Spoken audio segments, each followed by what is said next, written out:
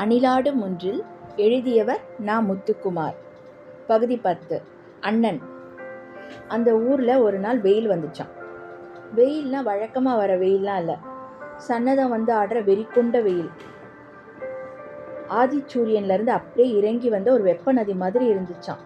அது வந்து இலை கிளை இதெல்லாத்தையும் தீப்பிடித்து எரியிற மாதிரி வந்துச்சான். மரங்களோட வேர்கள்லாம் வேதனையோடு சுருண்டு முனகிற வலி மண்ணுக்கு கேட்டுக்கிற ஒரு வெயிலாம் அது. வெயிலோட பார்வைக்கு தப்பி தீந்த சிறகுகளோட பறவைகள்லாம் காட்டுக்குள்ளே போய் ஒளிஞ்சுக்கிச்சான். மக்கள் வேப்பங்குத்துகள் கைகள் ஆட மழை வர வேண்டி மாரியம்மனுக்கு கூழ் ஊத்துனாங்களாம். வெயில் கொஞ்சம் கொஞ்சமாக தணிஞ்ச மாதிரி இருந்துச்சான். உண்மையில் வெயில் தணியலை, அதுக்கு கொஞ்சம் ஓய்வு தேவைப்பட்டுச்சு. வெயிலுக்கு சோர்வு இருக்கும் தானே. அந்த ஊர் ஒரு பொட்டல் காடு, கொஞ்சம் வீடுகள் தான் இருக்கிற ஒரு கிராமம். புல் பூண்டெல்லாம் ஏற்கனவே காஞ்சி போயிருந்துதான். எரிப்பதற்கு வெயிலுக்கு ஒன்றுமே இல்லையா. அதுக்கப்புறம் அந்த பொட்டல் காட்டில் சிறுவர்கள்லாம் விளையாடிட்டு இருந்தாங்களாம். வெயில் அவங்க விளையாடுறத வேடிக்கை பார்த்துட்டு இருந்துதான். உச்சியில் போயிட்டு அந்த ஊர் வந்து பட்டு தெரிய நெசவா கொண்ட ஒரு ஊராம். அங்கே இருக்கிற வீட்டு பிள்ளைகள்லாம் கிழிந்த ஆடைகளோட புழுதியே சட்டையாக விளையாடிக்கிட்டு இருந்தாங்களாம்.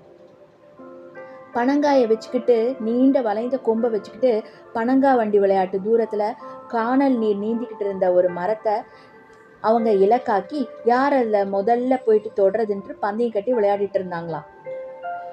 இத்தனை உக்கிரமாக தான் இருந்தது இந்த வெயில். அதோட வெயில் தன் வெம்மைக்கு தப்பி இந்த பனைமரங்கள்லாம் காய்கள் தருவது குறித்து வெயிலுக்கு ஆச்சரியமாக இருந்துதான்.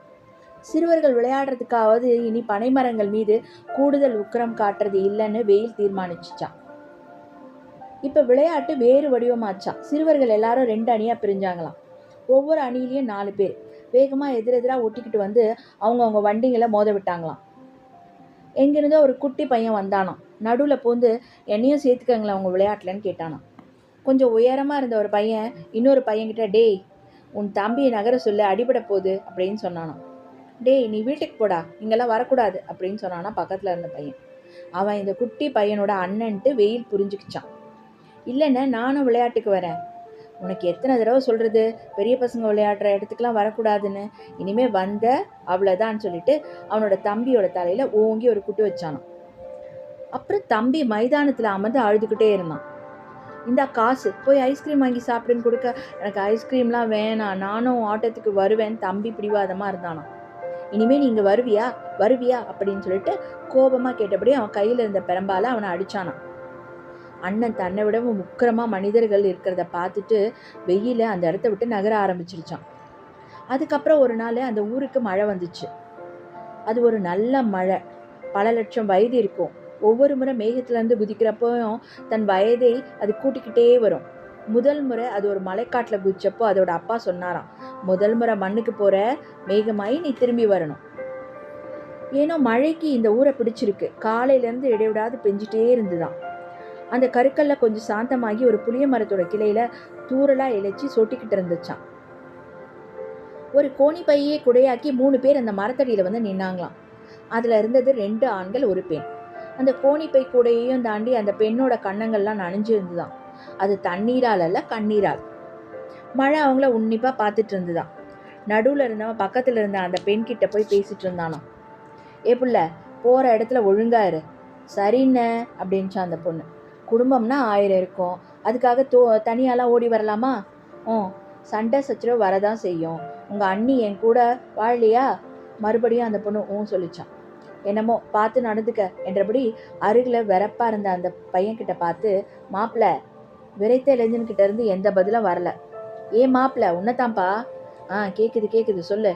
அவள் அப்படிதான் எடுத்தேன் கவுத்தன்னு பேசுவா, அதெல்லாம் நீ மனசில் வச்சுக்காத என்றபடி கொஞ்சம் ரூபா நோட்டுக்களை அவன் சட்டப்பையில் திணிச்சு தான் அந்த பெண்ணோட அண்ணன். எதுக்கு இதெல்லாம்னு ஒப்புக்கு சொன்னாலும் அந்த நோட்டுகளின் கூட்டுத்தொகையை கண்களால் எண்ணிக்கிட்டே இருந்தானா அந்த இளைஞன். தூரத்தில் ஒரு மினி பஸ் வந்துச்சு. இவங்களோட கையாட்டலுக்கு நின்று அந்த பெண்ணையும் இளைஞனையும் ஏற்றிக்கிட்டு கிளம்பிச்சான். வண்டி கூடவே ஓடியபடி அந்த பெண்ணோட அண்ணன் சொல்லிக்கிட்டு இருந்தானா, மாப்பிள்ள அடிக்காமல் பார்த்துக்கையா. இப்போ அந்த அண்ணனின் கன்னமும் நனைஞ்சு இருந்துதான். அது தண்ணீரால் அல்ல, அது கண்ணீரால்ன்றது மழைக்கு தெரியும். அடுத்த ஒரு நாள் வெயிலும் மழையும் சந்திச்சுக்கிச்சான். வெயில் மழைக்கிட்ட சொல்லிச்சான், அண்ணன்கள் வெயிலோட வார்ப்புக்கள், கோபத்தோட உக்கிரம் அப்படியே இருக்கு பாரு அப்படின்னு சொல்லிச்சான். மழை நடுவில் சொல்லிச்சான், இல்லை அண்ணன்கள் மழையோட மைந்தர்கள். கண்ணீரில் ஈரத்தை கண்டதால சொல்கிறேன். மழை வெயில் உரையாடலுக்கு நடுவே நான் நுழையிறேன். ஒரு அண்ணனாக சொல்கிறேன்.